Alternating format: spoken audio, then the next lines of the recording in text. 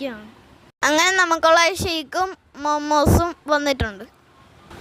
അതിൻ്റെ അടുത്ത് തന്നെ നമ്മൾ കഴിച്ചിട്ടില്ലാത്ത 3 ഫ്ലേവറും കൂടെ പറഞ്ഞിട്ടുണ്ട്.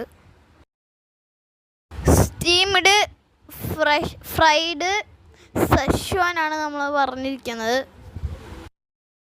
കുറച്ച് എരിവുണ്ട് ഗൈസ്, എന്നാലും കുഴപ്പമില്ല, നല്ല ടേസ്റ്റ് ഉണ്ട്. എല്ലാം അടിപൊളിയാണ്.